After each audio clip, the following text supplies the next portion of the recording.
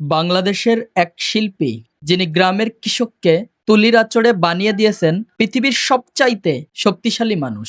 তিনি হলেন S M সুলতান, যিনি বাংলাদেশের শিল্প জগতের শ্রেষ্ঠ শ্রেষ্ঠ মর্যাদার অধিকারী। ১৯২৩ সালের ১০ আগস্ট নড়াইল জেলার মাসিমদিয়া গ্রামে জন্ম নেন শেখ মোহাম্মদ সুলতান, সংক্ষেপে এস এম সুলতান। দরিদ্র এক পরিবারে জন্ম হলেও ছোটবেলা থেকেই ছবি আঁকার প্রতি ছিল তার অসাধারণ ঝোঁক। তার বাবা ছিলেন একজন রাজমিস্ত্রি। ছোট সুলতান বাবার সঙ্গে কাজ করতেন, কিন্তু ফাঁকে ফাঁকে কাঠকয়লা দিয়ে আঁকতেন মানুষ আর প্রকৃতির ছবি। ১৯৩৮ সালে ভাগ্যের টানে তিনি চলে যান কলকাতায়। সেখানে ভর্তি হন গভর্নমেন্ট স্কুল অব আর্টে। তার অসাধারণ প্রতিভা খুব দ্রুতই সবার নজর কেড়ে নেয়।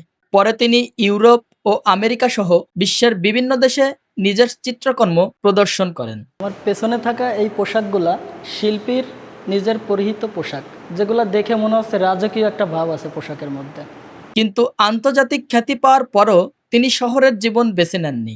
১৯৫৩ সালে তিনি আবার ফিরে আসেন নিজের গ্রাম নড়াইলে। তার ছবিতে দেখা যায় বিশাল শক্তিশালী কৃষক, যেন তারা পৃথিবীর সবচেয়ে শক্তিধর মানুষ। কারণ সুলতান বিশ্বাস করতেন এই কৃষকরাই আসলে আমাদের সভ্যতার আসল শক্তি। শিল্পে অসামান্য অবদানের জন্য তিনি পান ২১ পদক এবং বাংলাদেশের সর্বোচ্চ সম্মান স্বাধীনতা পদক। ১৯৯৪ সালের ১০ অক্টোবর এই মহান শিল্পী পৃথিবী ছেড়ে চলে যান। কিন্তু নড়াইলের সেই ছোট্ট গ্রাম আর তার আঁকা কৃষকের গল্প আজও বেঁচে আছে।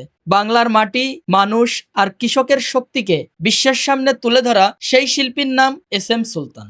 ভ্রমণ পিপাসু মানুষের দর্শনীয় স্থানে রূপ নিয়েছে। আপনিও চাইলে ঘুরে আসতে পারেন নড়াইলের শিল্পী এস এম সুলতানের নিজ বাড়ি থেকে।